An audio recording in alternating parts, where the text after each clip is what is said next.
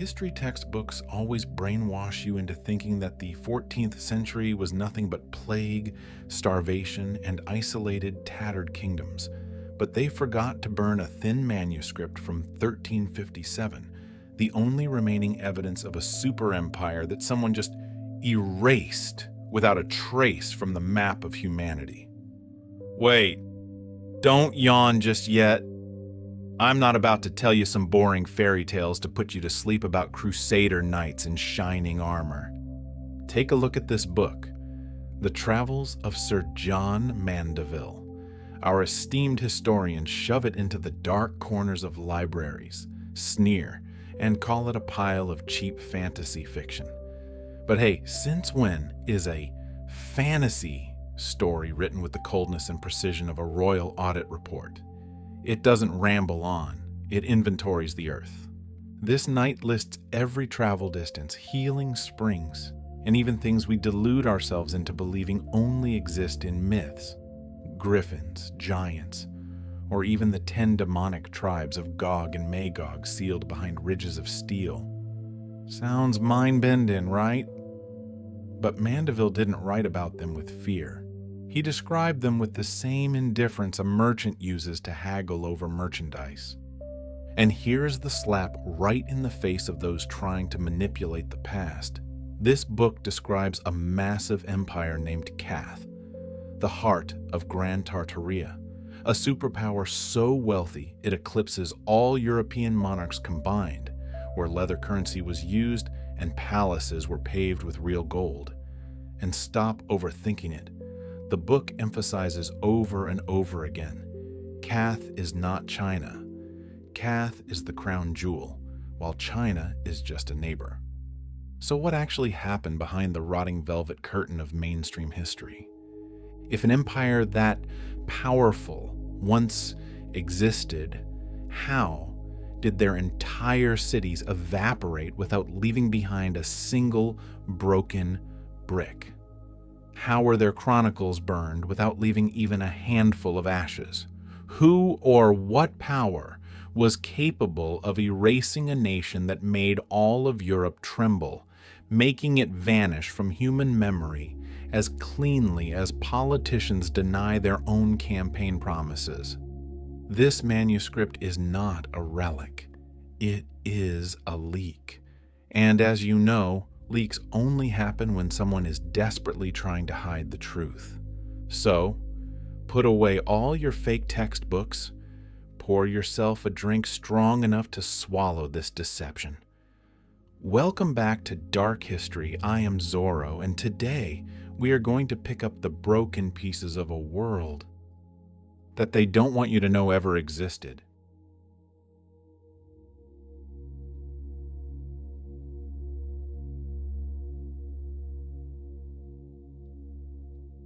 This book casts a massive shadow over everything that you, I, and all of humanity thought we held in the palm of our hands regarding the medieval world. The year 1357. This manuscript was born, titled The Travels of Sir John Mandeville. Its author? A wandering knight, a man who claimed to have carried his sword across almost every land, from the most familiar places to the darkest, hidden corners of the medieval world. And do you know what modern scholars and historians say about it? Oh, absurd, exaggerated. A strange medieval work, an entertaining piece of fiction fit to gather dust in a library, but absolutely forbidden from entering the classroom. That is how they dismiss it. They toss it into the drawer of oblivion because it dares to challenge the standard timeline they have painstakingly woven. But there is a detail that those esteemed historians accidentally or intentionally overlooked.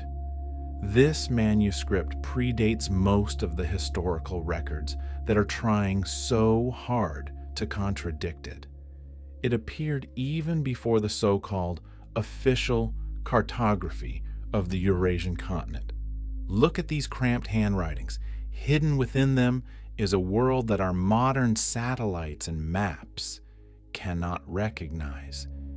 But if it is a myth, why doesn't it wander like a fable? Why are there no lines like "once upon a time"? Instead, it categorizes the Earth with the terrifying precision of a census. It carries the cold confidence of a royal report. Distances are not measured by emotion. They are measured by the number of days of military march. Mountain ranges are described so realistically that it is as if their outlines were carved directly from the field onto the page by the author. Sir John Mandeville wrote about powerful kingdoms whose names have evaporated from history books. He wrote about rulers whose power was so immense that, if they existed, the shadow of their scepter should have enveloped all of Europe like a tempest. And right here, between these dry, cracked ink stains, the first vibration of doubt begins to claw at your mind. Use a detective's mindset to ask yourself, if this manuscript is complete garbage, a work of fiction by a megalomaniac, why does it read like a military geographical survey? Why does it speak in the cold, objective tone of an eyewitness rather than that of a drunkard rambling in a tavern? The more your eyes are glued to these pages, the more an ironic and chilling truth becomes clear. This book spends absolutely no ink painting an imaginary world or some vain wonderland.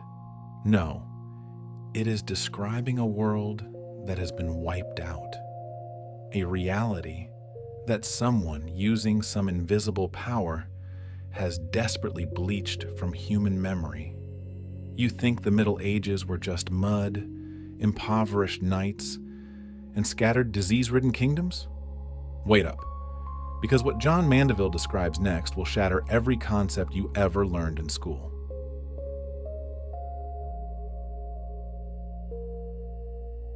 But the world under Sir Mandeville's pen spits right in the face of that tedious vision. His world is vast, tightly interconnected, vibrant, brilliantly colorful, and fraught with danger. Try flipping to the next page of the manuscript to see what he describes. Mandeville writes about a spring nestled near the Palumbe Mountains. Don't be quick to think of an ordinary stream. He describes it as a living creature. The water emits a fragrant scent, changing its flavor every hour, exhaling thick plumes of spices into the air. Just by drinking exactly 3 sips of water from this spring, any terminal illness will be banished. If this were a modern history book, people would throw this detail into the folklore section, but not Mandeville. He doesn't write about it like a bedtime fairy tale to put children to sleep. He positions it as a fixed coordinate landmark on the map, a familiar stopover for travelers. In our world, the Fountain of Youth belongs to mythology. But in his world, it is simply geography. And if a magical spring isn't enough to make you frown, then buckle up, because we are about to enter the sector of unimaginable creatures. Where do we usually classify the griffin? On family coats of arms, on knights' shields, or in fantasy storybooks, right? But Mandeville describes them with anatomical details so specific it is spine-chilling, as if his own eyes had seen them bleed and be eviscerated. The griffin.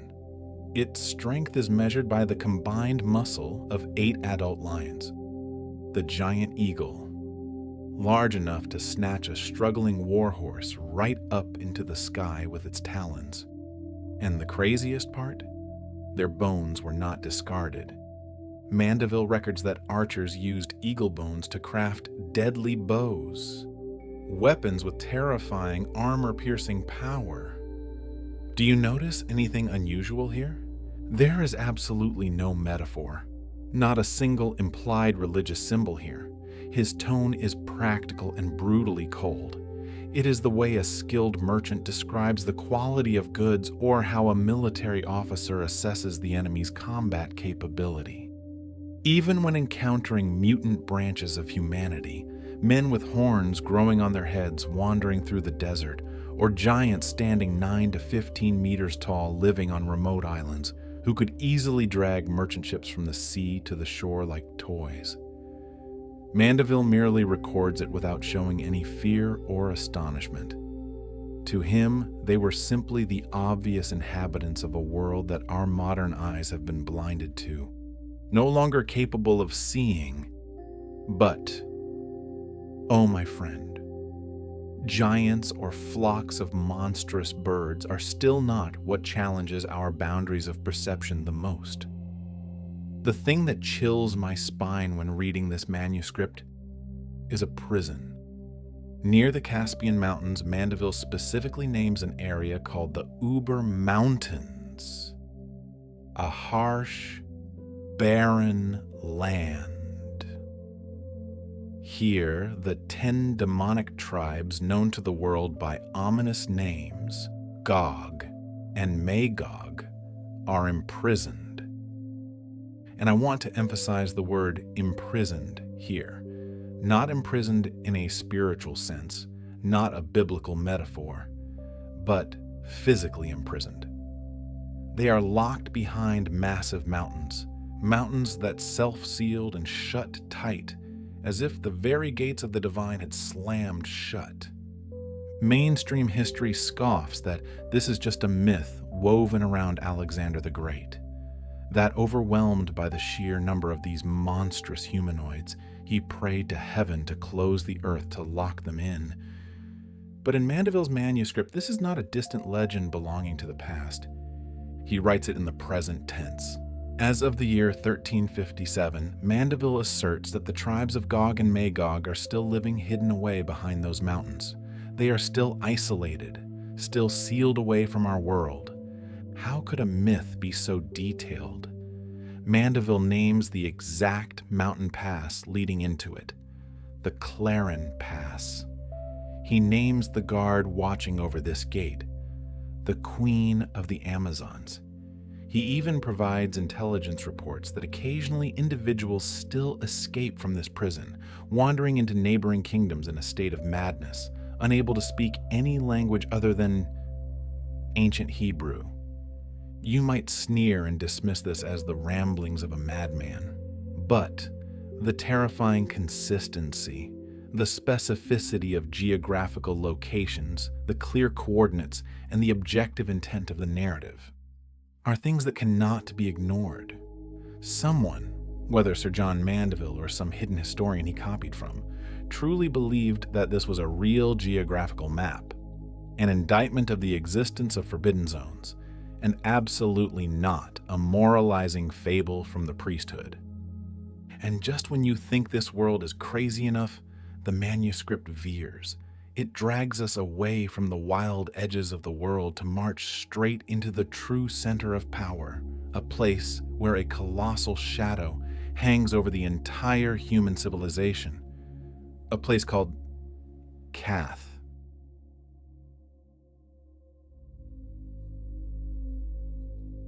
Now, leave behind the wild edges, the stone prisons, or the flocks of monstrous birds. Our manuscript begins to pivot. It glides across deserts, scales mountain ranges, to advance straight into the center, where the heartbeat of true power echoes. Welcome to the great land of Cath. Close your eyes and imagine. Do not think of the gray, cold, and foul-smelling stone castles of medieval Europe. Cath was not a kingdom built from mud. It was an entity so vast and wealthy that its borders shimmered like a mirage from the light reflected by thousands of caravans and colossal merchant fleets. The markets here did not sell cheap trinkets. They drowned in a sea of soft silks, and the air was thick with the scent of precious spices. But its capital, its capital was the thing that drove human greed mad. Mandeville writes about colossal skyscrapers of palaces where floors were not lined with stone, not lined with wood, but paved with brilliant pure gold.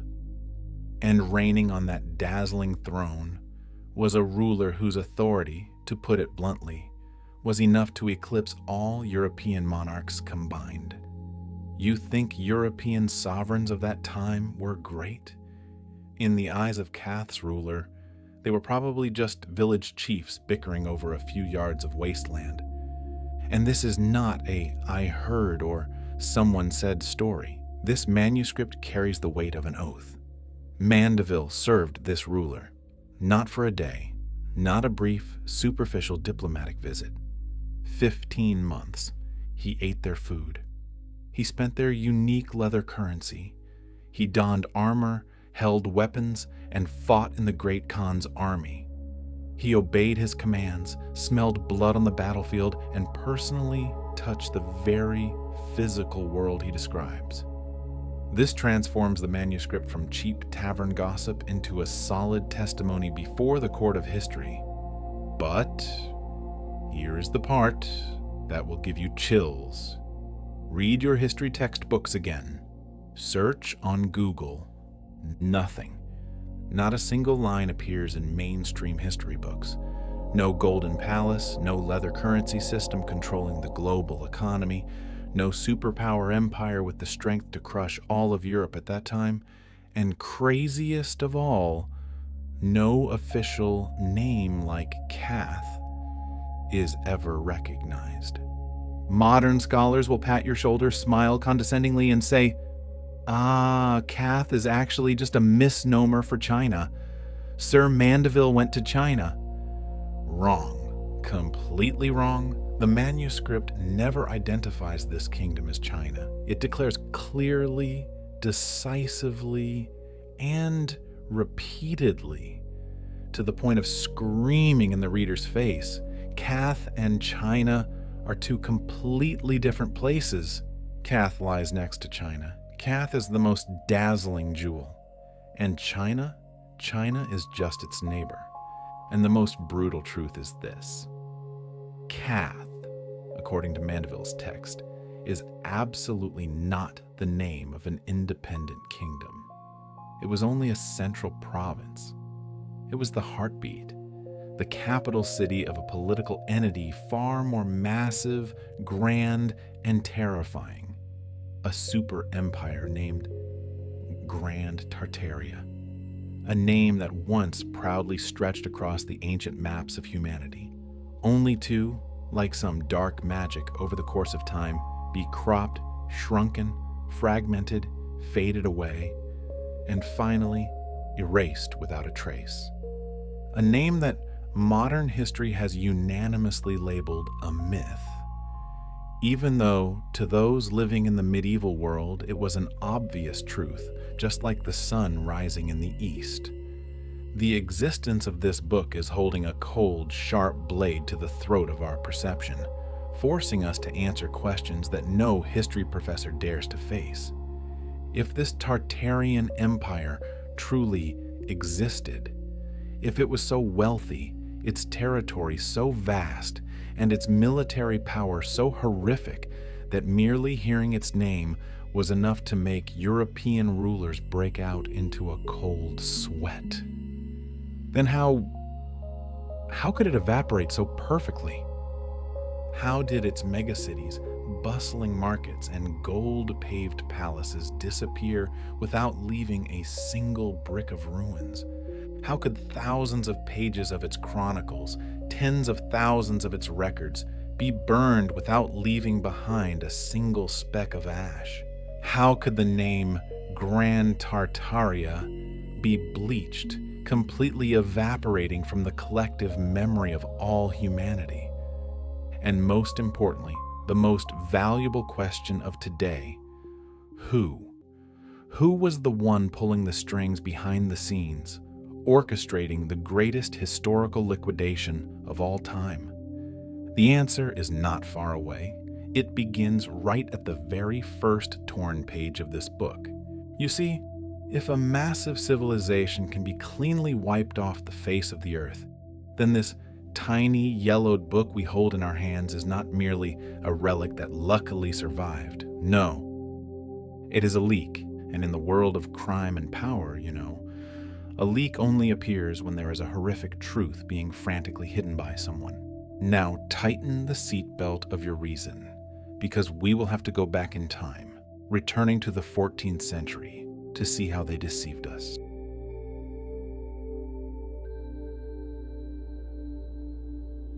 Think back. That version was presented to us as a fixed, authoritative truth, a dogma that cannot and must not be disputed. In that official story, the 14th century is a miserable heap of ruins. It is a world defined by fragmentation. Europe is gasping, groaning to recover from horrific famines and the sweep of the Black Death. Meanwhile, distant Asia is framed and narrowed down through a cramped lens called the Yuan dynasty and the crumbling early period of the Ming dynasty. Was there a global connection? Yes, there was, but scholars tell us that they were sparse, as fragile as spider silk. Tiny trade routes patched together with a few rumors and perilous journeys paid for with blood. Empires rose and fell over centuries, but absolutely no empire, at least according to our textbooks, possessed enough scale, power, or cohesion to dare challenge the entire world order. Yet, good Lord, look at what emerges from Mandeville's manuscript. It exposes a world operating under completely inverted principles. This is not a world of tiny petty kingdoms trembling behind mountains and seas. This is a colossal network of bustling markets lit up day and night, of massive capitals reaching up to the sky. And reigning there are rulers whose influence extends across distances that even the fastest horse rider would take months to cross. It does not describe a dying planet. It describes a planet that is terrifyingly connected, breathtakingly populous, and politically far, far more complex than anything anyone ever condescended to acknowledge regarding medieval Europe. We were lulled into believing that Europe at that time, though small, was the elite, wallowing in petty internal conflicts and completely blind to the outside world. But Sir John's chronicle delivers a thunderous slap to that pride. It shows that medieval travelers moved across continents with an astonishing ease. Trade routes were not muddy trails, but vibrant, brilliant golden threads connecting the two halves of East and West. Entire civilizations flourished and prospered on massive scales that modern history has painstakingly dug graves to hide. The contradiction hits now, immense and ruthless. If the world was once so vast, glorious, and tightly interconnected, where did all that complexity go? Why do our flashy modern maps, with the help of satellites and computers, only display fragmented pieces in the exact places where the 1357 manuscript pointed out the existence of entire nations? And let's not forget the timeline. The year 1357. It is not some mythical date like at the dawn of time. It is a timeline that can be pinned down, clearly identified right in the middle of the European Middle Ages. It was the era of soaring Gothic cathedrals, the bloody 100 Years' War, and the rise of European monarchical powers. Yet, through Mandeville's eyes, the global geopolitical landscape at that time reveals a bitter truth. Europe was not the center of the universe. Europe was not the pinnacle of civilization, and moreover, Europe didn't even qualify to be a power competitor on the global chessboard. True power, the kind of power that could turn the axis of the earth, lay elsewhere. It was concentrated in a northern empire, a superpower whose presence eclipsed and choked even the richest imagination of the chroniclers we still worship. And if this super empire named Grand Tartaria truly existed and breathed the same air as European knights in 1357, then the silence of modern history is no longer an omission. It is a deafening silence. a silence designed intentionally.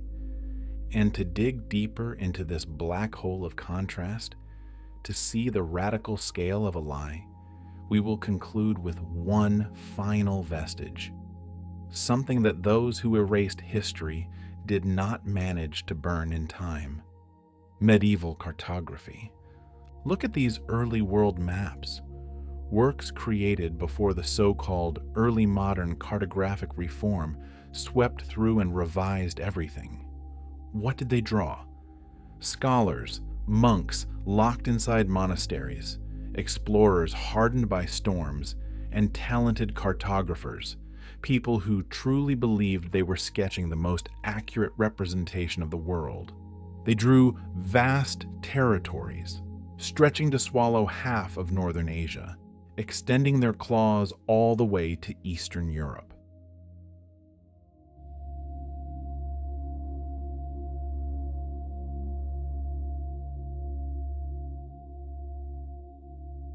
But stay here with me for a moment. Join me in being a detective, peeling back the flashy layers of paint on modern history to see what is rotting underneath. Those ancient chroniclers, had no reason to suddenly sit down in their spare time and weave a super empire stretching thousands of miles. Yet, almost as abruptly as it appeared on the geographical stage, Tartaria began to shrink on later maps. Its borders receded like a low tide, fragmenting and dissolving into thin air until the name was brutally wiped out in the 19th century. You might say, Zorro, it's probably just a cartographic error. Oh, you are so naive. If this were merely a technical error, we would have to find records explaining this adjustment. There would have to be heated academic debates, certified revisions, diplomatic arguments over boundaries. But instead, what do we have? A silence, a complete absence of all information, to the point where this silence smells more suspicious than any forged map. My dear friend, the amnesia of an entire civilization is rarely accidental. It is orchestrated. A deliberate Control+A and delete. Consider the economic details in the manuscript of Sir John Mandeville, a historical witness who saw this super empire with his own eyes. His records dig even deeper into the mysterious black hole. An economic system based not on gold or silver, but on treated leather. You heard that right. Leather. This is unprecedented in European economic history. Yet Mandeville describes it casually, coldly, as if it were common knowledge. In that empire, gold was not money. It was so cheap that it was merely used for decoration, architecture, material for people to plaster onto walls and mold into palace pillars. Medieval Europe never possessed this concept. There's not a single country whose economy matches this bizarre record. No empire whose wealth was measured in such extravagant terms. And this is the crux of the matter. Mandeville's tone leaves not a single millimeter of room for exaggeration. He does not write like a drunkard on drugs, admiring exotic luxury to amuse idle nobles. No, he writes like a battle-hardened soldier reporting on the treasury of the sovereign he serves, the coldness of numbers, the precision of reality. Before we sneer and dismiss his words, we must remember a truth. This text was born long before the era of fantasy literature. J.R.R. Tolkien or George R.R. Martin had not yet been born. Medieval chroniclers had absolutely no concept of world building for entertainment. They recorded what they believed to be flesh and blood truth. And believe me, if they lied, they only lied for political gain, or to terrify heretics at the church's bidding, not to create a harmless myth. The internal consistency of this manuscript is what makes modern historians break out into a cold sweat. The accuracy of distances, the coherence in structural descriptions, the seamless way its notes blend into known geographical data. All are screaming one message. This is not a fabrication. This is memory. And it leaves us with a conclusion so terrifying it causes nausea. That the official version of history you trust is not the original version. That somewhere between 1357 and today, the structure of the world was rewritten with blood and deception. Empires have been downsized like toys, renamed, uprooted, or completely wiped off the face of the earth. The world in Mandeville's manuscript is too real, so it demanded to be erased. It was too powerful, so it directly threatened the kind of truth that later rulers wanted to cram into humanity's head. Why did a super empire like Tartaria disappear? Why was its capital renamed?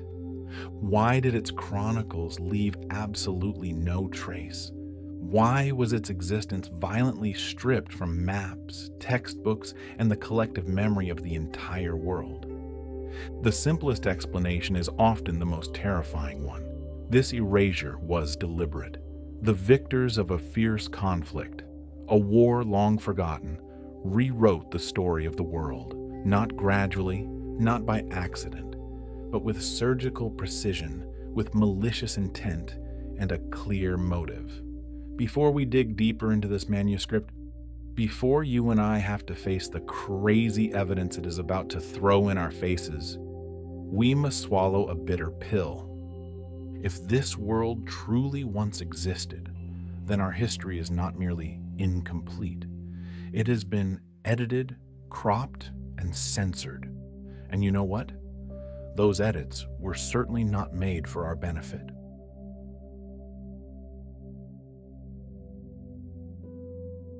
And do you know what the most terrifying thing is?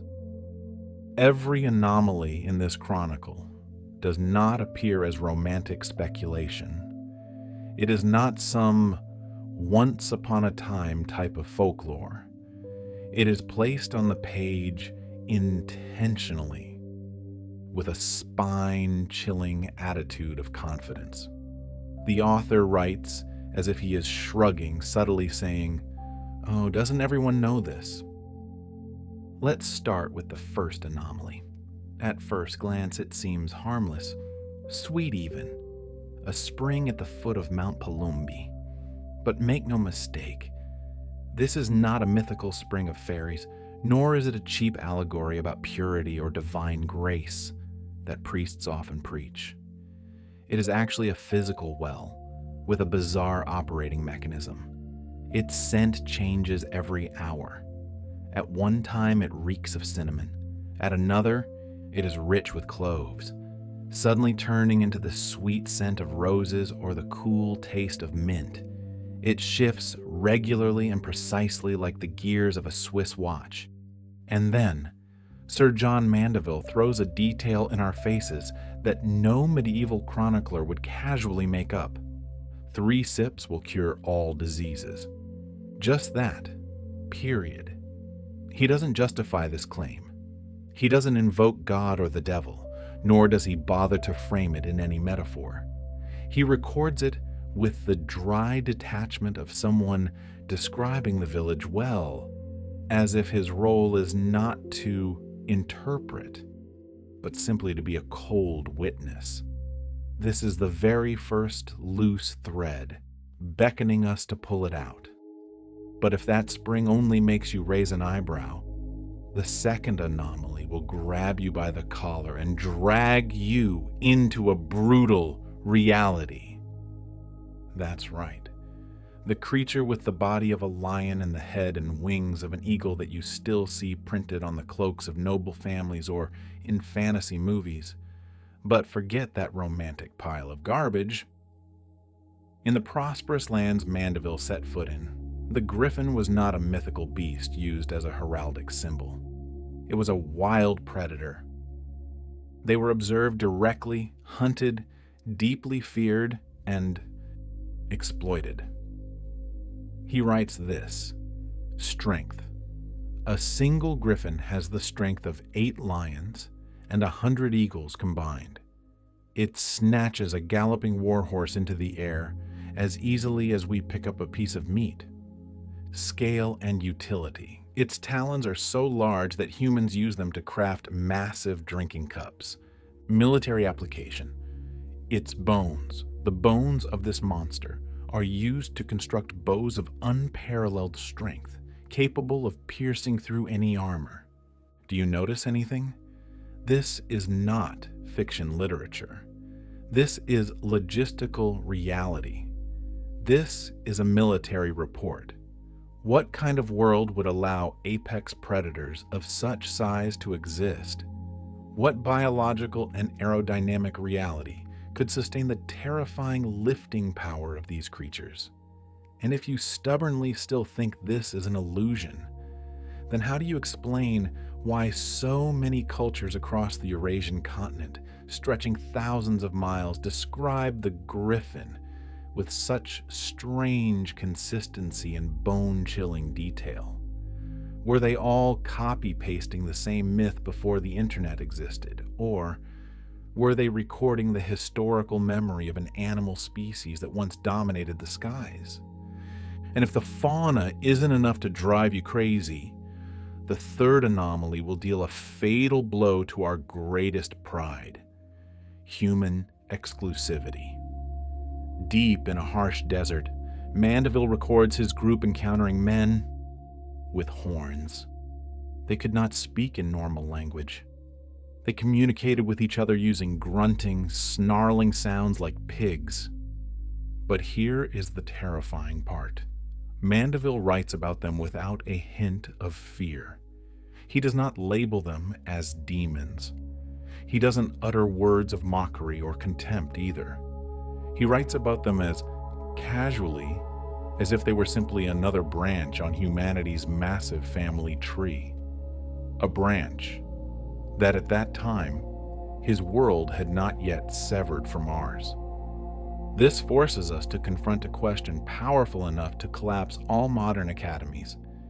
If humanity truly once existed in much more diverse and bizarre forms, then how many branches have been silently cut off, ruthlessly pruned from our evolutionary memory? Which peoples were wiped out without leaving behind a single descendant, a single shard of bone?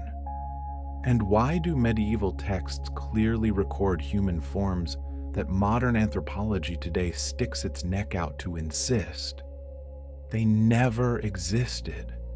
Are you starting to feel a chill down your spine? But hold on to your seat, because the horned people or the horse hunting birds are just the prelude. What awaits us in the coastal regions and behind the Uber Mountains are truly colossal nightmares that slap history right in the face.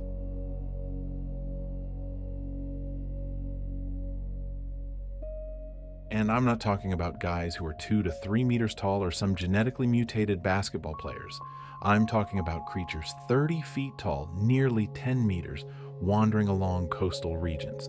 And if you dare to go deep inland, congratulations, you will meet monsters from 45 to 50 feet tall. They are so massive that they can wade straight into the sea, grab ocean-going ships, and drag them violently ashore.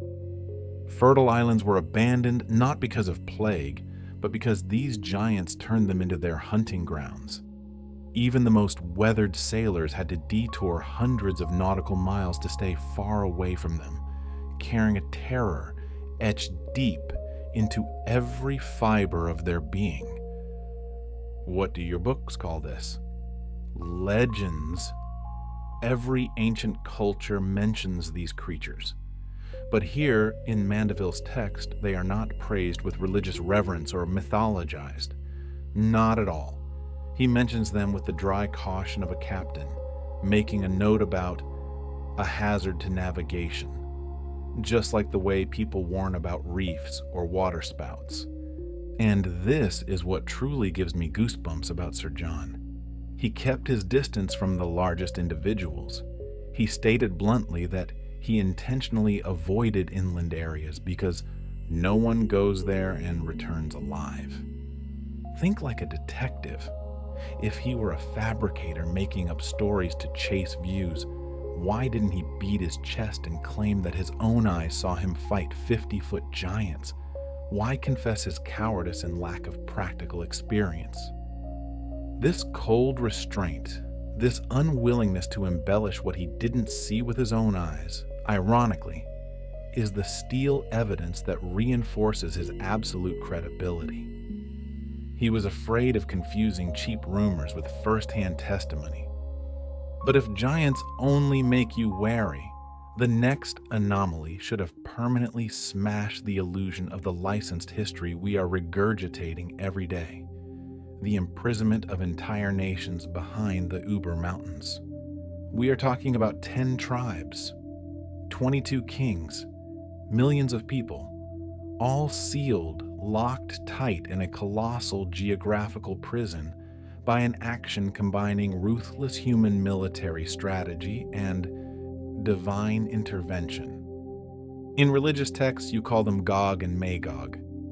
Our scholars always applaud each other and claim it's just a metaphor, a sign of apocalyptic literature signaling the end of the world. What total nonsense. In this manuscript, Gog and Magog are absolutely not a metaphor. They are real nations, communities of flesh and blood, warlike lineages locked behind a physical barrier.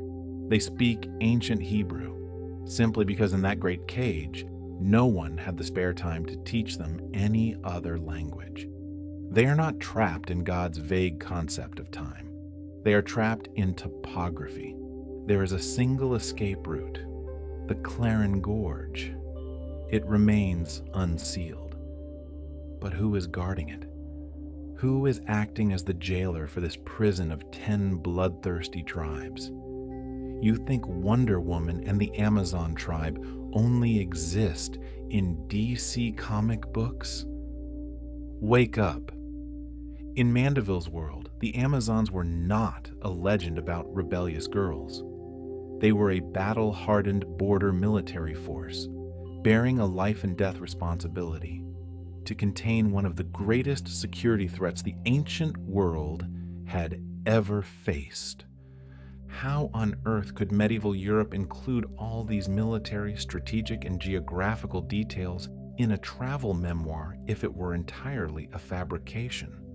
Why would a liar go to the trouble of referencing specific mountain ranges, specific coastal boundaries, if he were simply rehashing myths to earn royalty checks?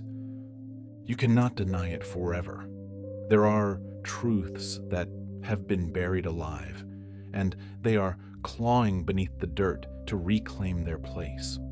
Now, prepare your mind to reach the heart of the super empire, a place where gold is just garbage and China actually turns out to be in a position you could never expect.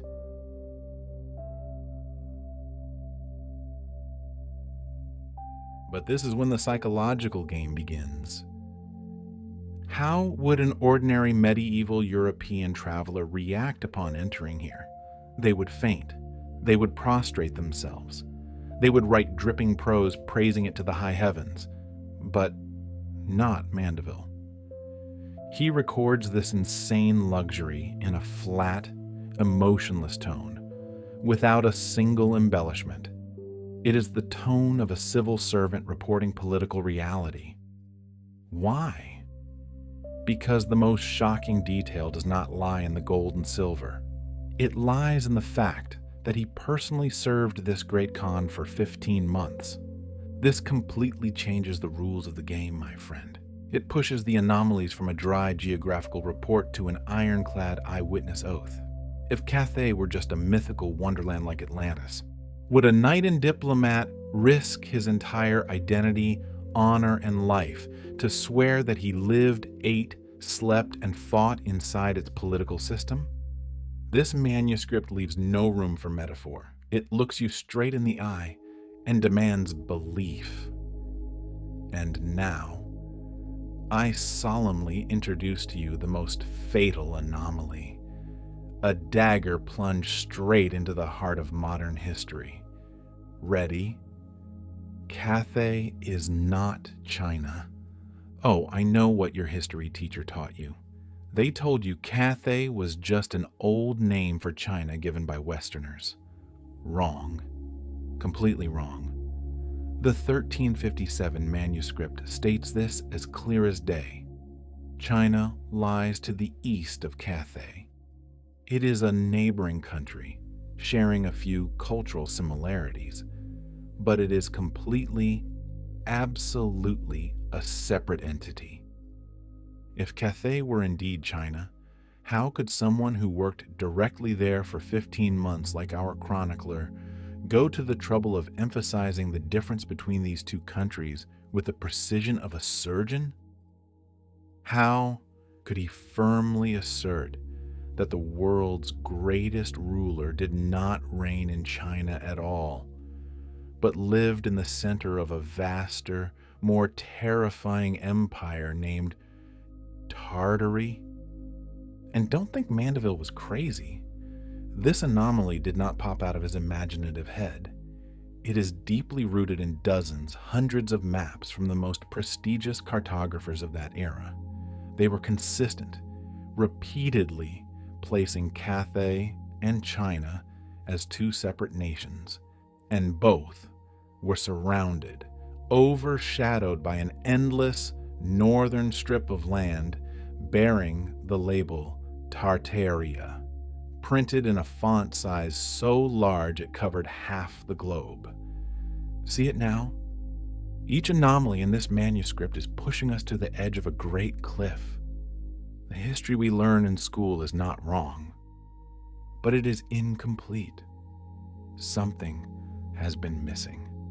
Something too grand, too powerful, too wealthy, and too different. Precisely because of its proud existence, it had to be removed from human memory. When we step back and look at a healing spring or a giant in isolation, they seem like silly mythical fragments scattered across a wasteland. But when you string them onto the same thread, oh, a terrifying thing begins to take shape. A bizarre detail could be an hallucination. A dozen details could be a coincidence. But a network of details that intersect perfectly across geography, culture, economy, and the testimony of living witnesses. It points to only one thing: a world structure that has been dismantled and buried.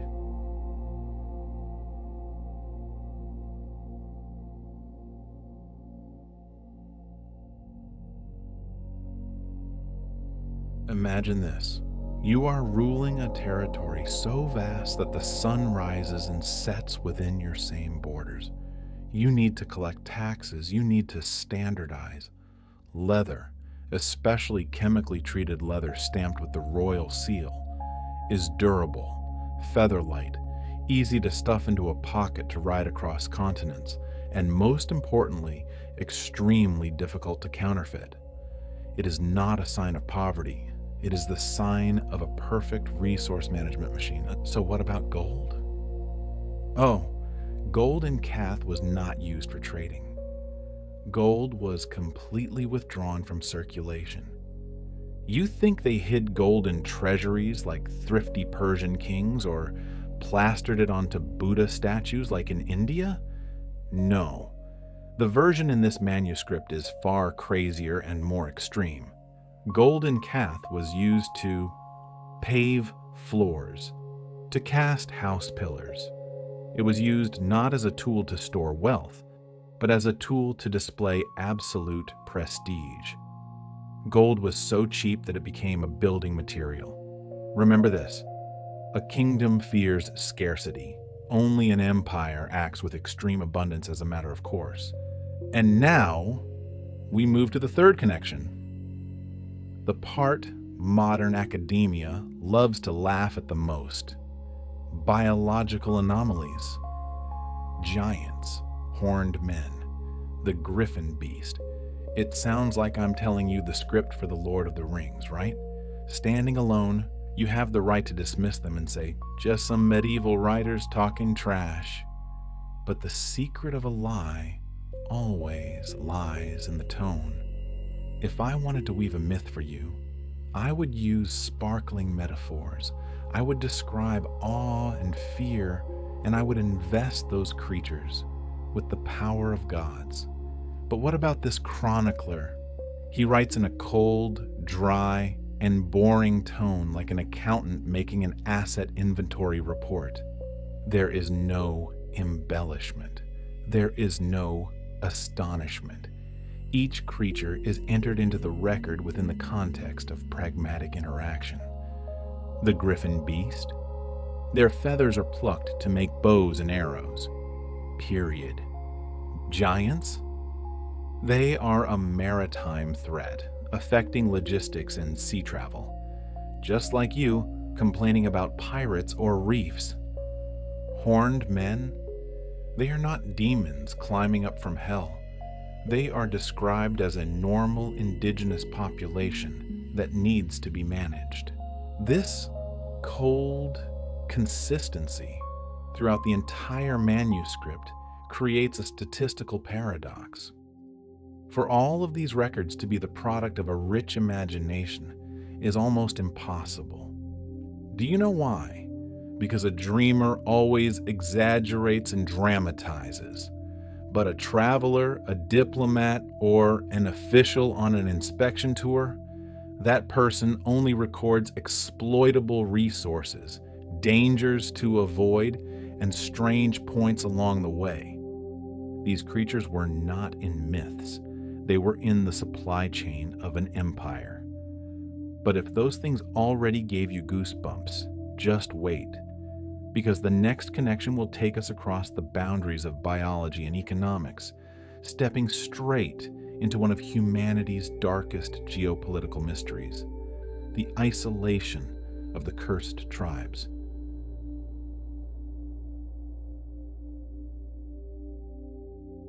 Look, the name Gog and Magog is like a ghost lurking through every corridor of major religions. From the tattered parchment scrolls of Judaism and the mossy chronicles of Greece, to the fiery apocalyptic prophecies of Islam. Wherever you look, they are there. But each tradition tosses them a different label. Some consider it a metaphor for evil, others say it is a prophecy for the end of the world, and a few mutter that it is history. But Mandeville, oh no, he doesn't have time to write a moral sermon.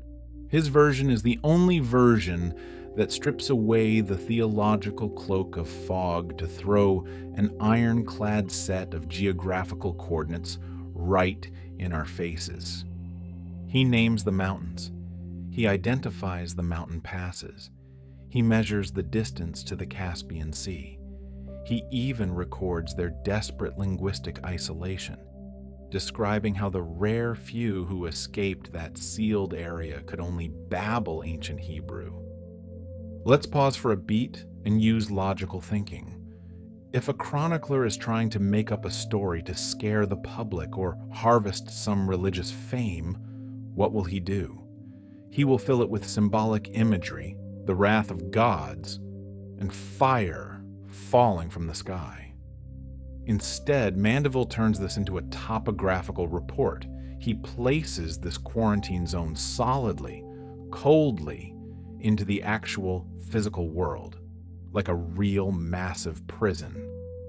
And here is the rule of detectives. When multiple independent testimonies from different cultural traditions point to the same event, and then a medieval traveler nails that event down to a map with precise coordinate details, the probability of a truth buried underneath skyrockets exponentially. We are not facing a myth. We are facing a quarantine zone that has been wiped clean from our satellites. But if you think that was already the peak of deception, brace yourselves. The most revealing connection, the most painful slap to modern history, appears when we study how this manuscript sharply delineates between two names, Cath and China. Open your textbooks. What did our respectable scholars write? Cath, or Cathay, is simply an old name, a rustic linguistic variation, a minor misunderstanding by the ancients about China. Don't worry, we have corrected it. Sounds smooth, doesn't it? A harmless mix-up that has been fixed, but Mandeville's manuscript spits right at that correction with an unshakable clarity. In the eyes of the chronicler, Cath lies next to China, perhaps geographically similar, but completely separate in terms of politics and status. China lies to the east of Cath, and most importantly, China is not the reigning place of the Great Khan. Cath is the center of power. Cath is the crown jewel pinned to the empire's crown, the super-provincial capital where gold-paved palaces are located, where leather currency circulates bustingly. And Cath, in the words of the chronicler, belongs to a much larger, grander political entity, Tartaria. When we dig up medieval maps to cross-reference, do you know what we see? The naked truth. Cath, or Katy, is often placed prominently to the west or northwest of China, sitting entirely within a vast territory marked with the name Tartaria. Mandeville's testimony doesn't fit the world map you have hanging in your living room today at all. It fits the cartography of that very era perfectly. What does this mean, friends? This means that the correction by later historians, the act of erasing the name Cath and equating it with China, was absolutely not an academic correction. It was a substitution, an identity theft of global proportions. The patterns are no longer hiding in the shadows. They are screaming in the sunlight. When a series of anomalies converge on the same blind spot, they are no longer anomalies. Welcome to what we call evidence. We have evidence of a world where Tartaria was not an empty name drawn to fill unexplored spaces on a map.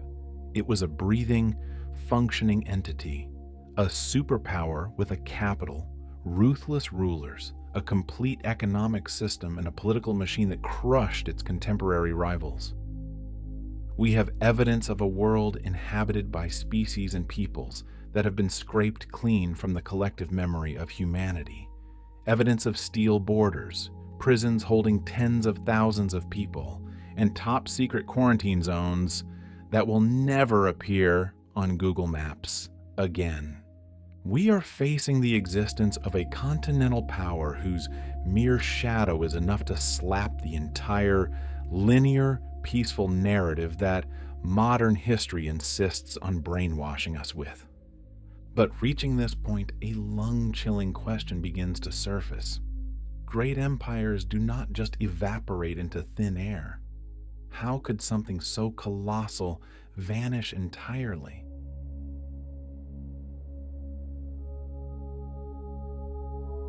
Let's talk a little bit about mathematics, my friends. Specifically, probability and statistics.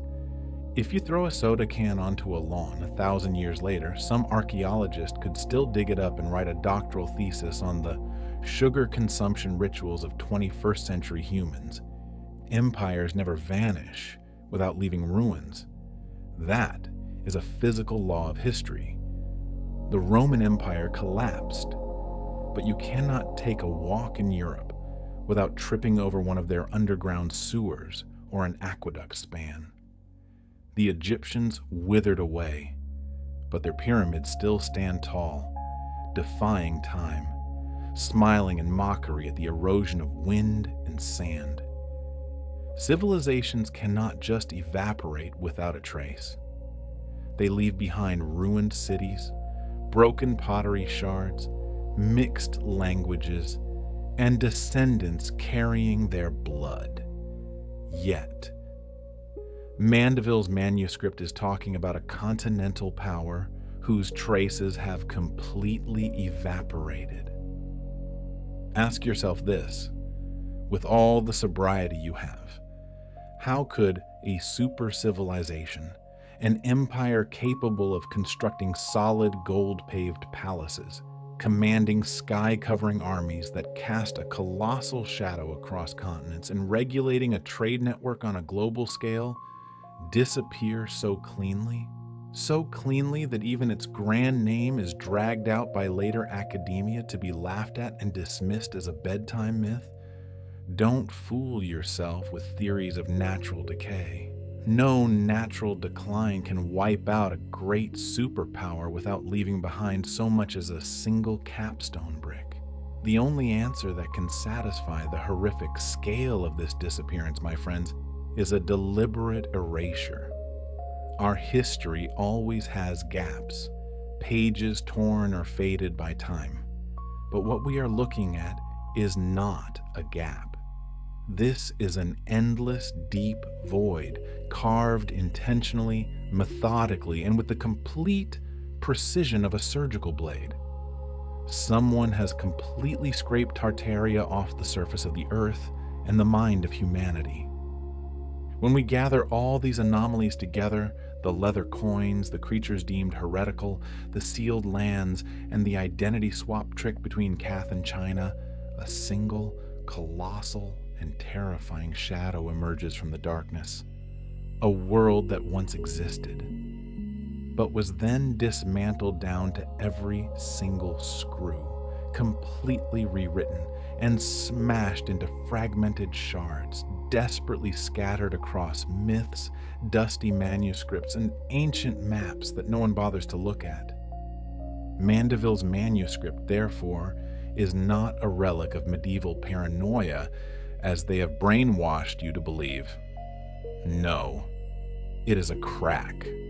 A wide open crack on the solid wall of linear history that we still obediently accept. From that crack, the original story, the original truth, is bleeding through, and with each page of document, each piece of clue that we chain together, the shadow pulling the strings behind the curtain becomes sharper, darker, and more haunting. By this point, the question is no longer a trivial matter of whether Tartaria ever existed or not. The question has shifted to a much more life and death level. Who erased it and why? Before we arrive at the final revelation, before you and I face the crazy but sole hypothesis capable of binding all these bloody threads together, we must step 1 foot deeper into the deadly labyrinth that this manuscript opens up. Because, think carefully, if that world described in 1357 were real, it means someone personally rewrote the entire story of human civilization. They didn't do it subtly or timidly. They didn't do it gradually over centuries. They did it in the most violent, comprehensive, and radical way. And the more we trace the trail of this historical rag, the more the truth lays itself bare. Mandeville's manuscript is not merely some random geographical notebook of an idle man. It is recording the aftermath of the greatest staged crime scene of all time. It is narrating a cover-up of planetary proportions, so vast and deep that the remnants of that explosion are still rippling, weaving through and manipulating our world to this very day.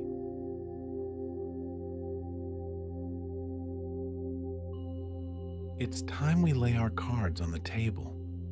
All these clues point a gun barrel straight at an indisputable truth. The world described in Mandeville's 1357 manuscript is the exact world right before Great Tartaria was cleanly scraped off the surface of the globe. Tartaria was not a romantic mist on ancient maps. It was not a bunch of nomads pitching ragged tents, wandering the steppes. It was the alpha predator monster of that era. A global superpower, a geopolitical, economic, and cultural giant whose shadow loomed over every continent. The land of Cath, with its gold-lined palaces and leather currency network, was not some remote, middle-of-nowhere province of China. It was the heart, the perpetual engine pumping blood to the entire empire. And the great Khan Mandeville mentioned, there is no literary exaggeration here. He was the one holding the whole world in the palm of his hand, an overwhelming power to the point of overshadowing and eclipsing all the European kingdoms, trembling with envy on the other side of the continent. And when you put on this telescope of truth, look back at the anomalies that academia used to laugh at. Well, they suddenly become bone-chillingly logical, don't they? The healing, life-restoring spring at Palumbi, that wasn't magic. It was the relic of a medical science, an understanding of nature far exceeding ours, buried under the ruins. Griffins, giants, hybrids. Suddenly they transform from fairy tale monsters into victims, parts of a biodiverse ecosystem that was wiped out in the cataclysm that ended the era of Tartaria. The sealed tribes of Gog and Magog? That was precisely a geopolitical war zone, an outpost in the life and death clash between Tartaria and the Western powers. Gold-paved palaces soaring into the sky, boundless wealth, timeless technologies. They are testaments to an imperial center whose prosperity became a blade held right at the throats of the emerging European nations. But then, the most horrific question strikes our heads: the disappearance. How? How could a superpower like that vanish without leaving behind so much as a brick, a text, or a name that isn't turned into a joke? The answer, my friends, is a nightmare. Tartaria did not collapse because of old age or internal rot. It was liquidated, slaughtered, and permanently erased. Remember this: to erase an empire, you cannot just carry a sword to defeat its army. No, you must smash its cities into ashes. You must dig a grave to bury its archives alive. You must divide its people, castrate their language, and brazenly hijack their great achievements to put your own name on them. You must seize the libraries. You bribe the chroniclers. You train the cartographers. You take over the schools. You perform neurosurgery on the brain of all humanity to reset the memory of the entire world. That is not something a single scattered kingdom can do. That is a bloody contract of an alliance of powers working tirelessly over generations, distorting the past to master the future. Mandeville himself accidentally exposed this loophole. He reported that the 14th century European elite viewed the Great Khan as an existential threat. The West didn't just need a plan to defeat the enemy. They needed a memory genocide campaign to ensure their descendants wouldn't even know that enemy ever existed. And to do that, they needed an excuse. Or rather, they needed a mega cataclysm. The darkest hypothesis has manifested. Tartaria was finished off in a conflict of global scale, a true apocalyptic event. Look at myths around the world: the Great Flood, deadly firestorms, the War of the Gods, the earth opening its mouth to swallow bustling metropolises. People call it myth, but in the light of the manuscript, those are war dispatches. Was that cataclysm caused by Mother Nature or by a weapon of mass destruction we no longer have a concept of? Was it continent-shaking earthquakes or a devastating war that triggered the collapse of the planetary supply chain? Perhaps it was both. A war opening the tragedy, followed by a ruthless memory purge orchestrated by survivors stepping out of the ashes as the victors. When the dust settled and blood stopped flowing, they began their work. They laid out the maps. They took the most glorious name of the empire, Kath, and forcibly assigned it to China. They took a giant eraser to wipe out the name Tartaria, hacking it into insulting phrases. They redrew every boundary. They set fire to burn all ancient chronicles clean. And then they cast themselves a new launching pad, a fake version of history where Europe naturally became the navel of the universe, the inevitable center of civilization, instead of the trembling, cowardly periphery hiding in the dark, just as Mandeville had witnessed.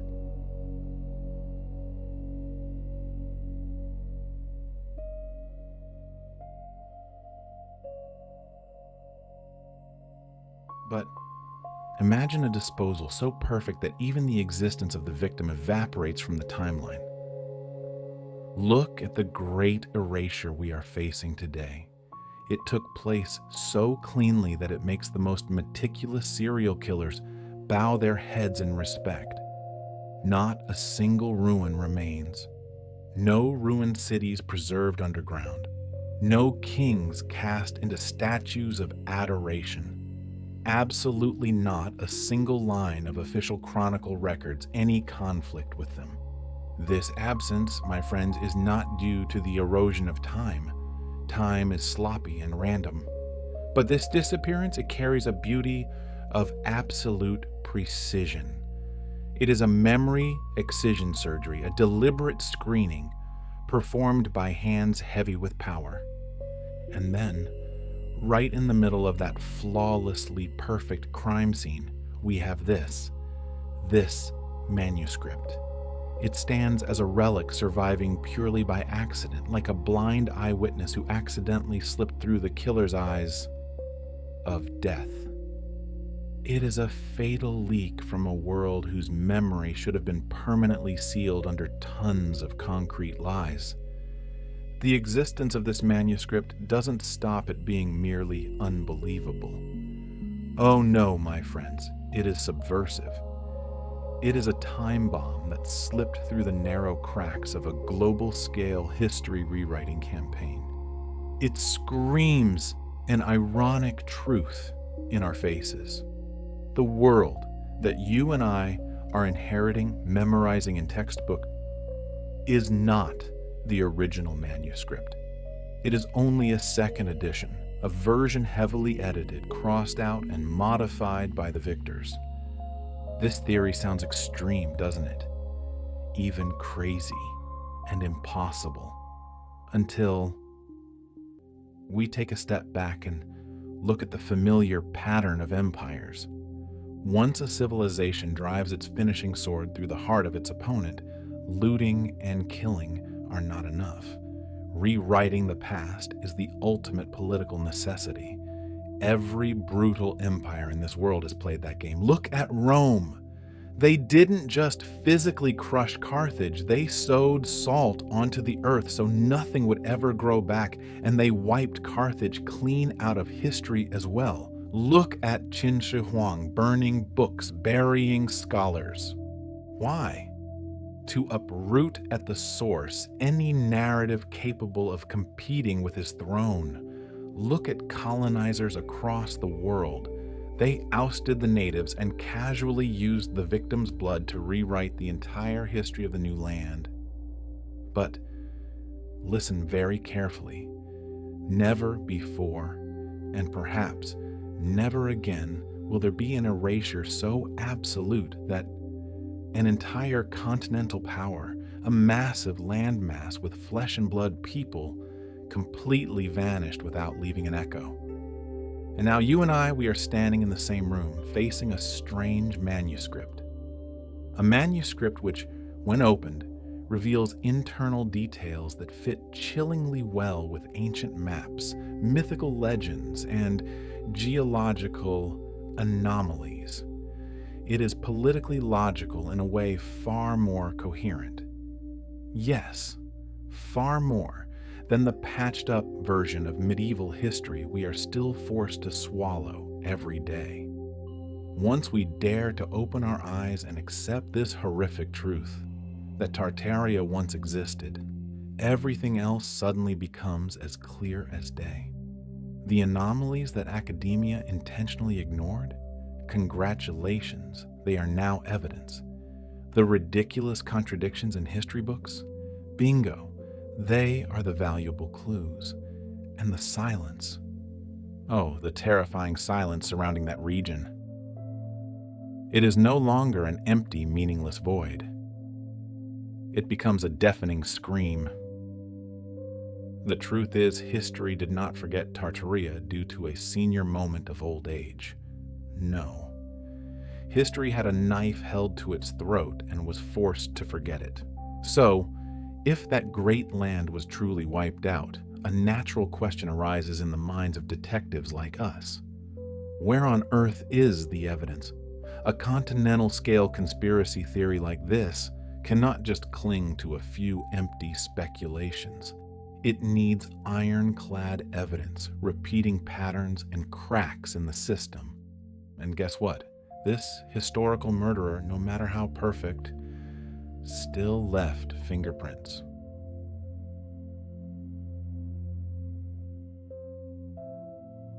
But, my dear friends, when we actually roll up our sleeves and begin the digging process, something spine-chilling happened.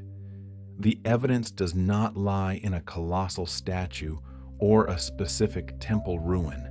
No.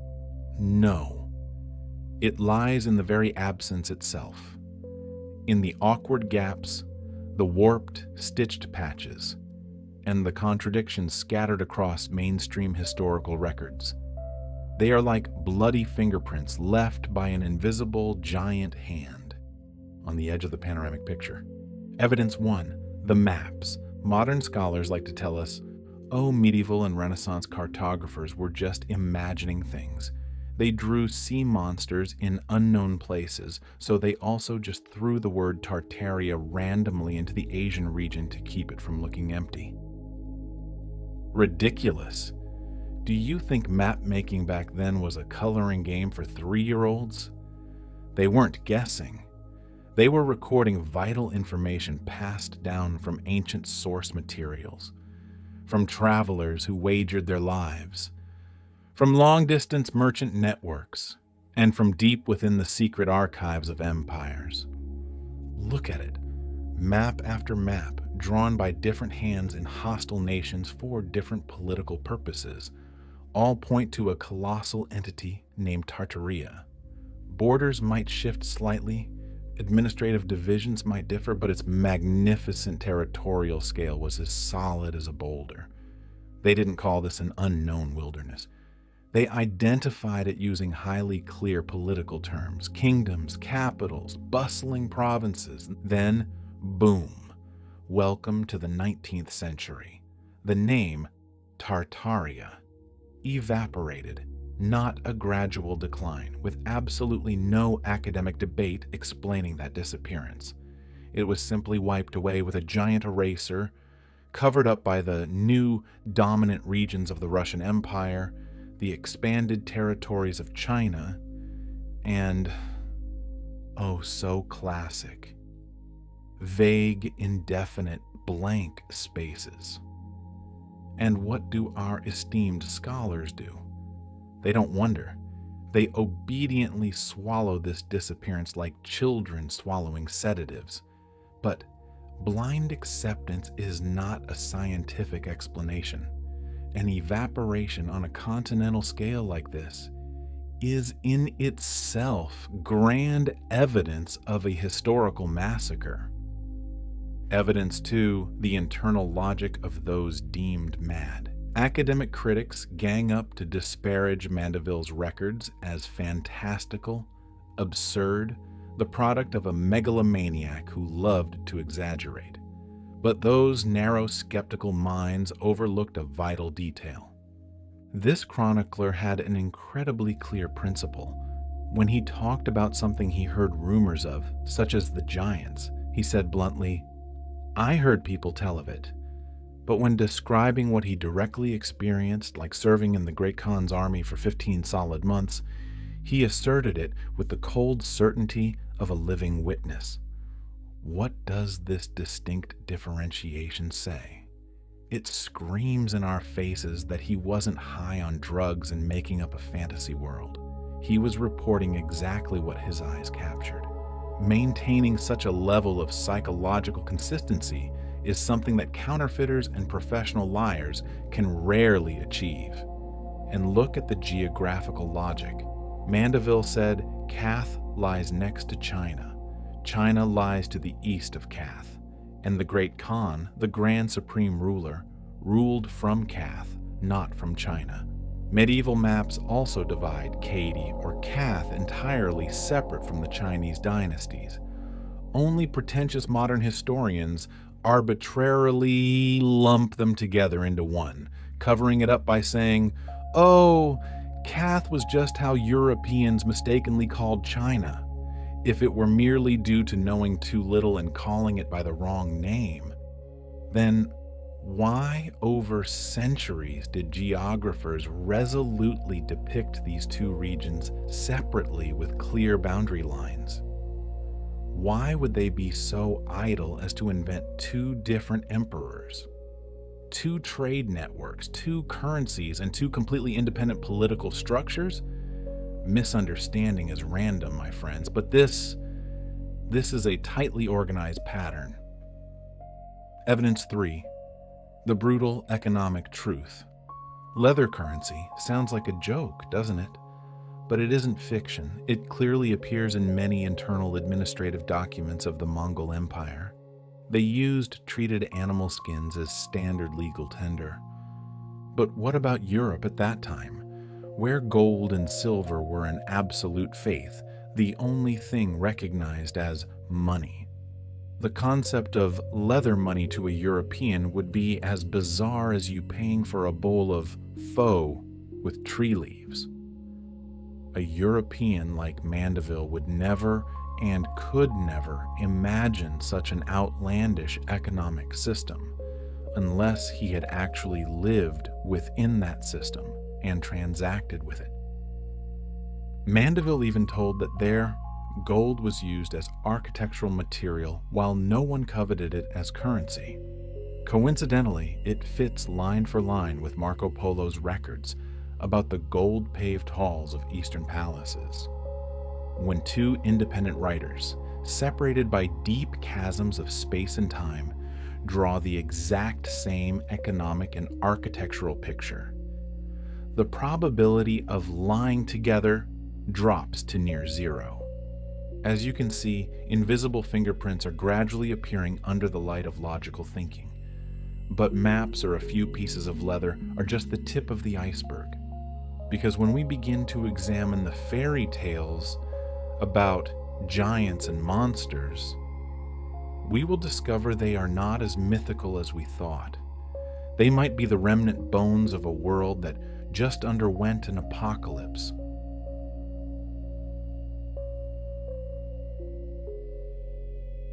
But, my friends, look at the distribution map of this absurdity.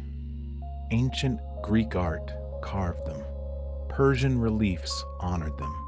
Indian epics, freezing Norse myths, and even the fireside oral stories of Native Americans all tell of giant creatures with unusual anatomy. Well, according to the logic of mainstream science, the entirety of ancient humanity, separated by tens of thousands of miles of ocean, without internet, without phones, suddenly underwent a collective hallucination together and invented the exact same collection of fictional creatures.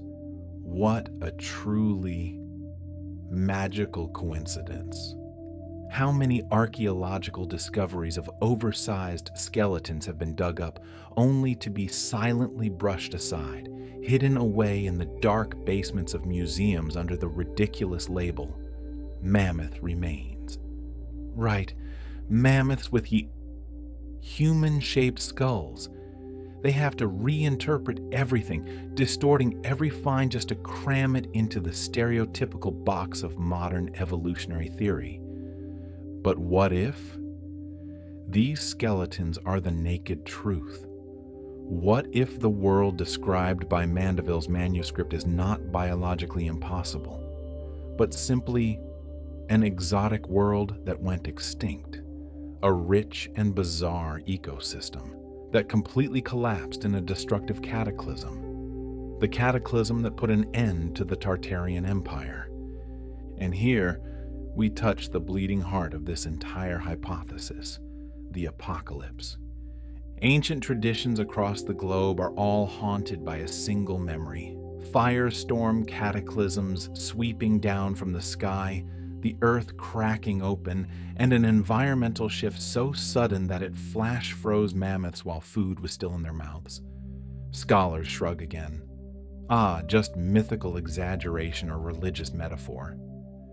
But the ground doesn't know how to lie. Geological records register that cataclysms are real. And if Tartaria collapsed in such an event, the destruction must have been so radical that its great cities were buried alive under meters of sediment. Ask the mud fossil theorists.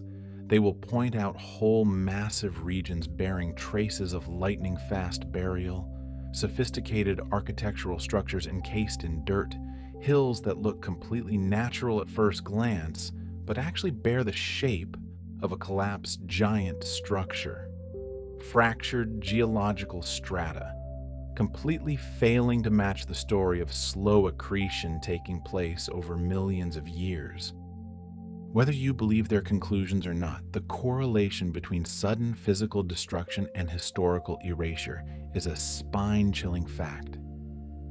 But the most terrifying thing is not the roar of the cataclysm. The most terrifying thing, which is also our fourth piece of evidence, is far more subtle: the silence. When an empire collapses naturally, the surrounding world gets noisy. Their neighbors write obituaries. Their enemies celebrate and record the bloody victory. Trading partners scream over lost profits. When Rome fell, the whole world knew. When the Han dynasty dissolved, history books recorded it without missing a single drop of blood. Yet, with Tartaria, nothing. A deafening silence. No chronicles of the final great wars, no records of decline and fall, absolutely no detailed documentation of anyone standing up to conquer and take over that vast portion of land. It's as if an entire continent simply pulled the plug and evaporated from reality's server. You know what? That is not how history operates. That is the crime scene of a high-level censorship apparatus. And finally, the fifth piece of evidence: linguistic ghosts that cannot be banished. Even if they bury the cities and burn all the maps, language remains a stubborn virus. Toponyms associated with Tartaria still stubbornly cling to folklore, tribal names, and dialects of Central Asia, Russia, Mongolia, and China. Entire cultures are still muttering fragments of a story they themselves no longer fully understand.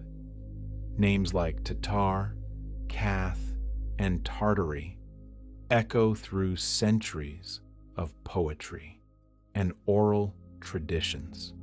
These remnants, they are not the remnants of a bedtime myth to put children to sleep. They are the scars of an extreme cultural trauma. A grand empire now only remembered through desperate fragments, because someone with boundless power brutally took scissors to cut off the larger narrative thread. The truth has been buried deep under the mud. But why? Why would someone spend so much effort to erase Tartaria from the memory of humanity? Welcome to the most dangerous question.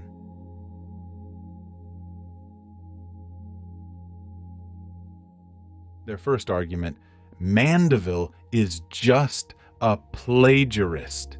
He copied earlier works and inserted ridiculous, exaggerated details. True.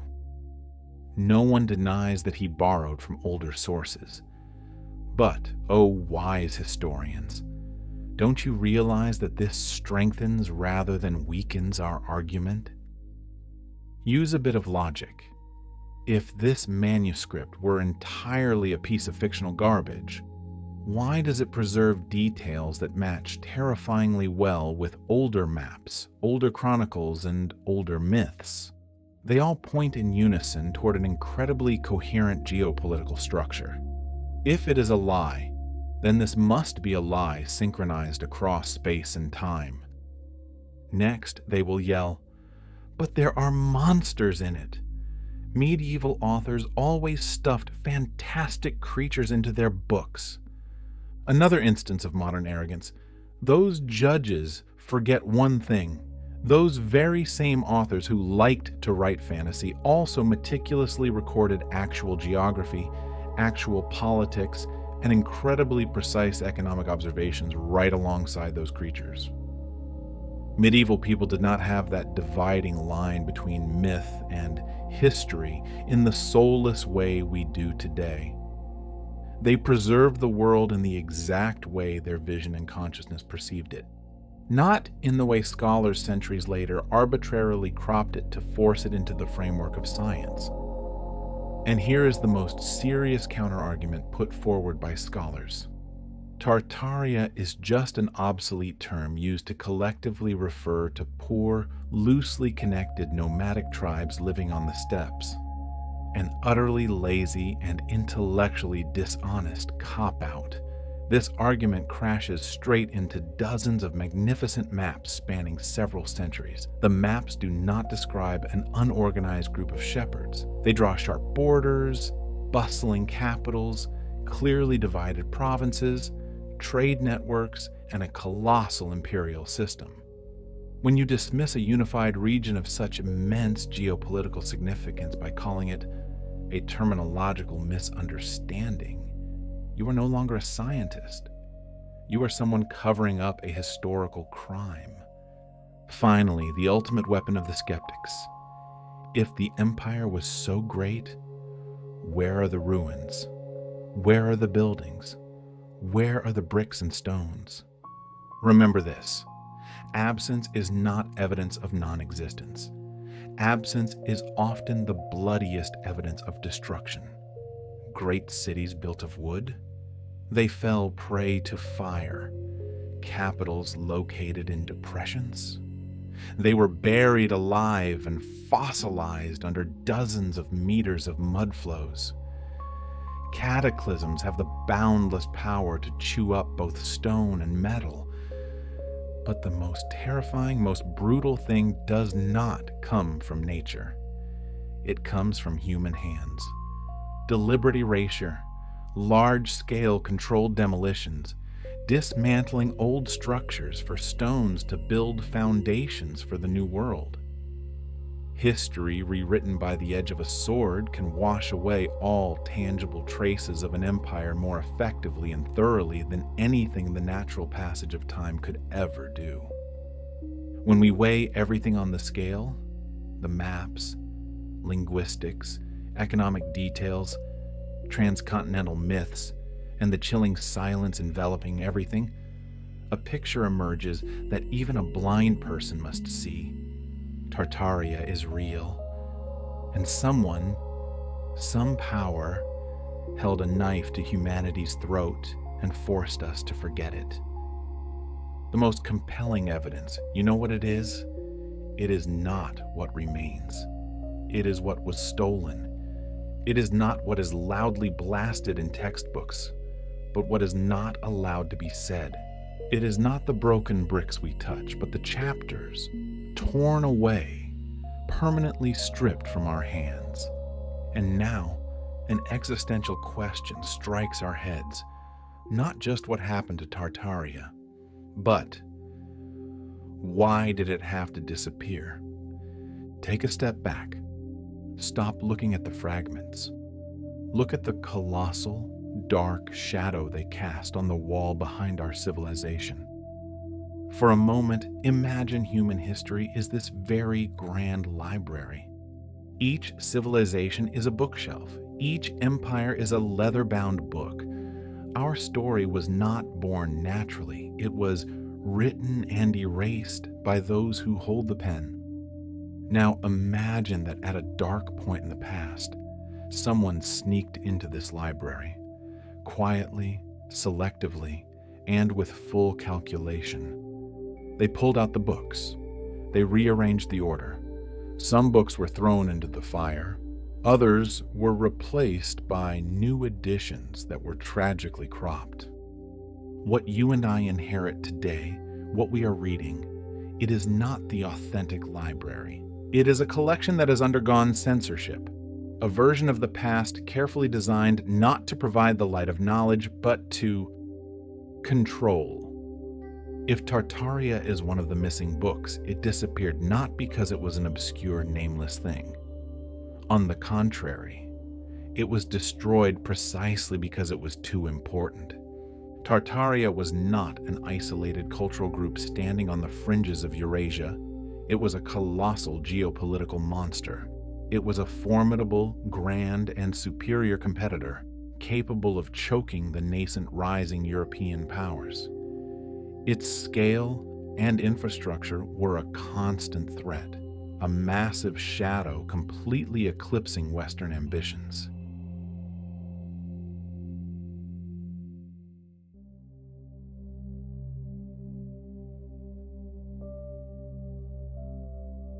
If the West truly restructured the entire narrative after the collapse of the Grand Tartarian Empire, then the modern history we chew over and over every day is no longer a harmless storytelling. No, it is a strategy.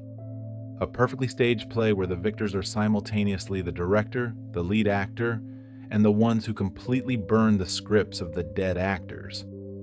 Pause for a beat and consider what that means for our very identity. What if the world you and I live in today is a reconstruction, a post-cataclysm recreation project, rather than a natural evolution? We conceitedly judge ourselves, comparing current humanity with ancestors we believe we understand to the bone. We look at those who came before, framing them in backwardness, and telling ourselves, their limits were also our limits before the dawn of modern science knocked on the door. Their rudimentary achievements are used to draw the boundary lines for what humanity could achieve. But this 1357 manuscript is laughing in our faces. It hints at something completely different. It paints a world where nature did not operate in the dry way we know. A world where biodiversity exploded more powerfully, wildly, and brilliantly. A place where strange branches of humanity, races that are now stuffed into the dark corners of myth and fairy tales, once coexisted. A place where technologies or a deep understanding of the natural world might have developed to a realm far, far beyond what remains in our ashes today. What if Tartaria was not just a forgotten name on a map? What if it truly embodied an alternative path of civilization? A parallel path that never leads to the noisy, suffocating concrete-filled world we call modern today? In that case, the erasure of Tartaria was not merely a loss of territory or life. It was a substitution. It was the act of choking a possible future to replace it with another future, the future of the manipulators.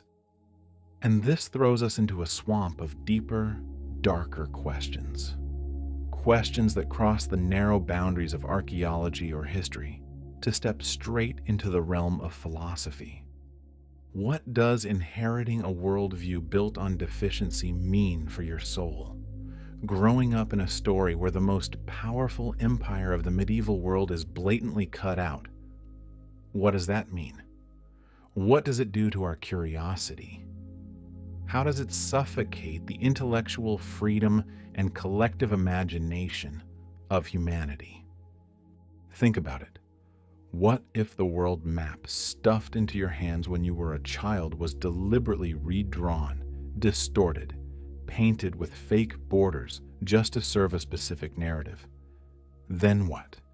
When you tear an important chapter out of a book, the remaining chapters do not simply shrink. No, they do not stand still. They shift. They crawl, twist, and deform to a ridiculous extent just to fill the gaping void that was just left behind. The entire rest of the historical narrative is distorted to cover up that scar. That is exactly what happened after the disappearance of Tartaria. They didn't just wedge themselves into the timeline. They ruthlessly dismantled and rearranged the entire flow of the past, molding it so that Western dominance carries a beauty of inevitable necessity, triumphant, grand, and most importantly, incontestable.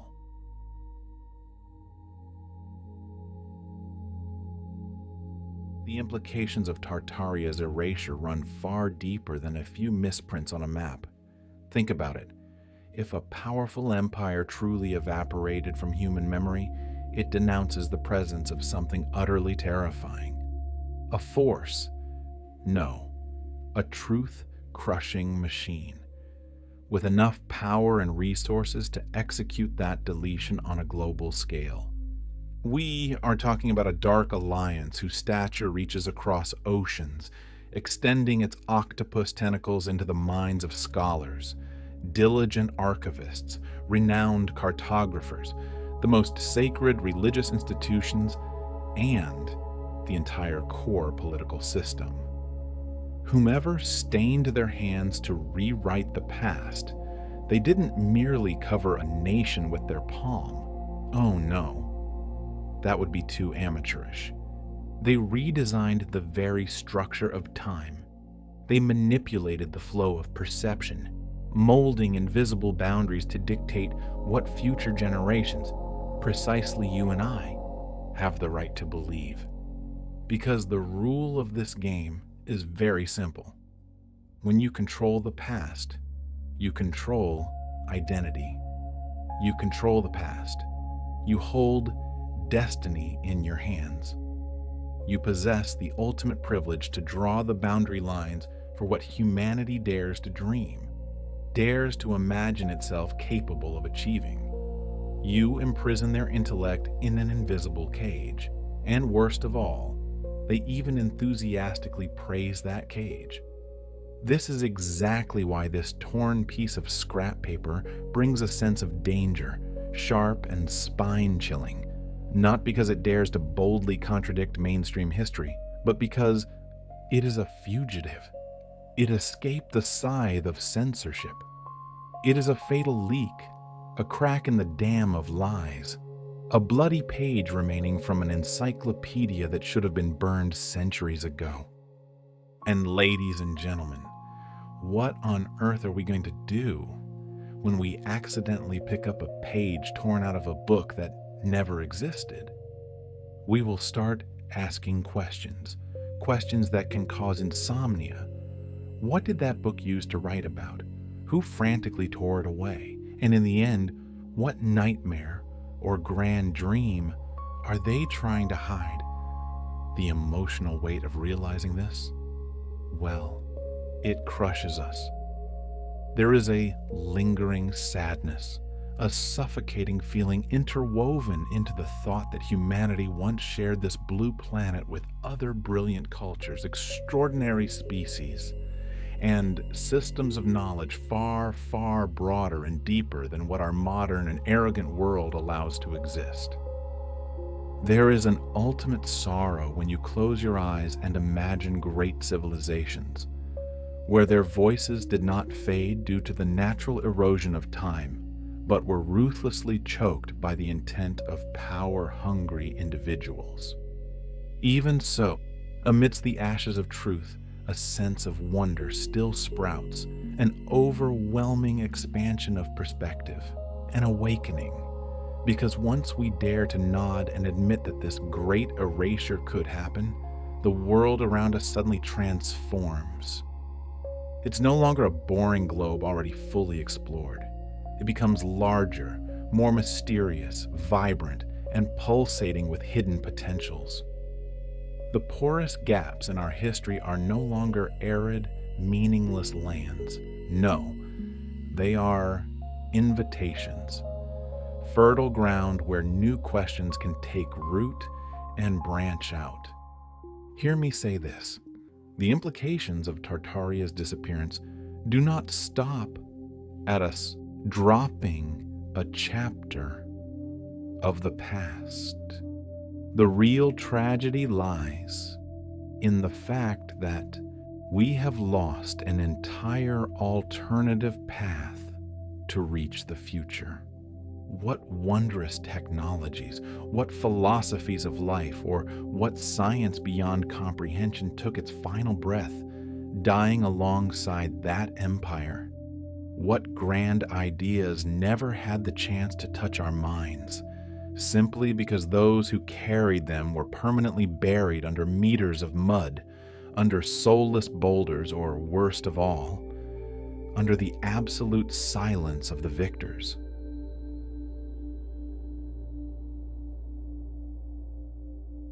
Use logical thinking for a moment. If a colossal superpower can be successfully stuffed into the garbage disposal of history without leaving a final word, then tell me, how many other empires have been dragged down into nameless graves? How many mountains of manuscripts have fallen prey to the flames of the protectors of truth? How many maps have been scraped, revised, and bleached by the acid of power? And most bitterly, how many true stories have been stripped of their dignity, labeled as myth or dreamy fairy tales, simply because they dared not to fit into the narrow mold of the approved narrative? The deeper you dig, the more you will see our understanding of history is like a paper-thin layer of ice at the end of winter, fragile, cracking, and ready to swallow you up at any moment. But wait, fragility is not weakness, my friend. That crack is an opportunity. It is the rays of truth piercing through the shroud of lies. It is a cold reminder that what we know is not everything, that the future of humanity does not depend on obediently bowing to accept the story thrown to us, but on our daring to spit on it and ask questions. The deepest implication of Tartaria's evaporation, ironically, does not lie in history. It lies in our own psychology. It slaps us in the face with a naked, suffocating truth. This world is built on the foundation of stories woven by survivors, not from the sighs of those who lie in graves. It forces us to swallow the bitter reality that knowledge has never been a neutral thing. Memory is not generated automatically. And history is absolutely not a passive chronicle waiting for us to come and read. History is an active construction site, a play where the director has the right to cut any actor who threatens the spotlight of the main character. It invites us, quietly yet persistently, to open our eyes, because once you have nodded to accept that an entire brilliant civilization can be erased, believe me, you will never be able to look at blank spaces on a map with the same naive eyes as before. Now, we seem to have reached the end of this journey, although, ridiculously, this moment feels like the exact second right before the real storm begins, rather than a settled ending. Throughout this long path tracking the 1,357 manuscript, we have wandered through the ruins of a forgotten geography, crossing the hovering shadows of executed civilizations. We have touched the jagged contradictions clumsily stitched into the fabric of medieval maps. They began with fragmented, anxious, and trembling questions. But with each page turned, each anomaly peeled back, each connecting thread relinked, those questions sharpened into razor-sharp blades. They automatically arranged themselves, forming an entity too clear, too coherent for anyone to cowardly ignore. What began as a naive curiosity about the Middle Ages has now exposed a much deeper, rotting layer of skin. It is the possibility that the world we inherit was inherently not the world that once existed. We are living in an edited, rearranged, rewritten world, not by the invisible hand of time, but by the bloody hand of a deliberate arrangement. Look closely at this manuscript. Its meaning leaves no room for confusion. It is not an illusion, much less is it the fabricated embellishment of a drunken traveler. It is a survivor, a solitary relic rising from a discarded version of history, a stubborn version that refuses to kneel before the narrative we are brainwashed with, and its jarring contradictions. Those are not printing errors. Those are not mistakes. They are these scars. Bleeding scars left behind when a civilization on the scale of a colossal empire was forcibly surgically excised from the human record. Grand Tartaria. That great northern imperial region whose existence medieval maps once proudly screamed out did not fade due to the dust of time. It was liquidated, its boundaries broken, its name stolen, its proud history replaced by a spine-chilling void of silence. And this manuscript, with all its strangeness and impossible beauty, still stands stubbornly right there, on the fragile line between what should have been crushed and what stubbornly survived.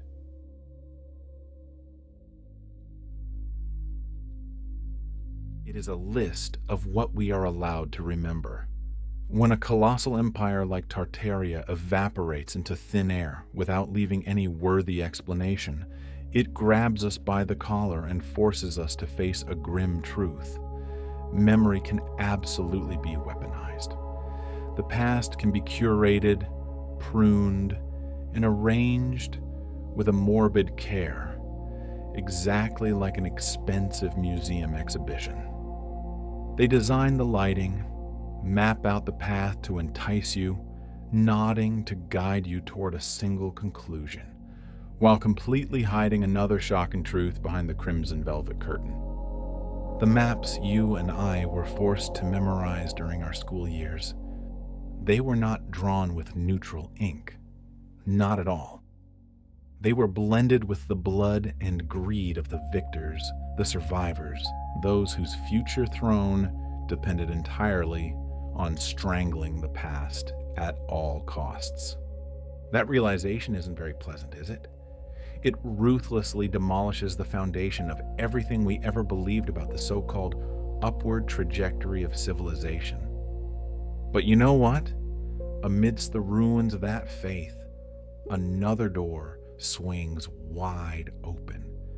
The door leading to an ultimate power, the freedom to ask questions, the freedom to imagine grand worlds beyond the garbage boundaries that have been imposed on our minds. Because if Tartaria can truly be erased, then the very act of erasure turns itself into an item of evidence denouncing the crime.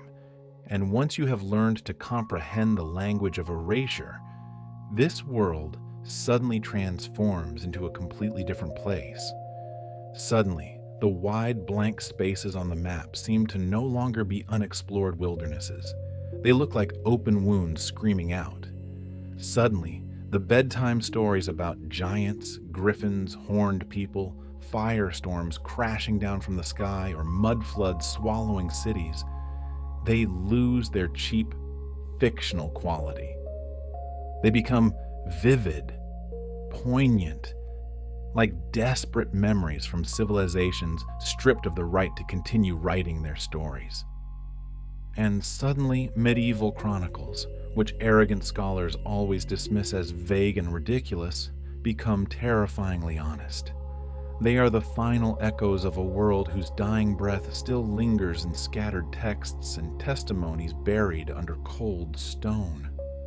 Perhaps the greatest, most horrific implication we must accept is this: the true history of humanity might be much more ancient, much stranger, and far more tightly interconnected than what we have been led by the nose to believe. This 1357 manuscript. It is not the entire truth. Don't delude yourself. It is not a complete window for us to see through every secret. It is just a tattered piece of torn paper flying out from a burned-up encyclopedia. But through that single page alone, we can catch a glimpse of something immensely grand, something that once proudly stood at the center of the global political and cultural structure. And the fact that we can still glimpse it means that those people failed. That erasure was by no means perfect. That purge was not absolute. Memory always knows how to resist.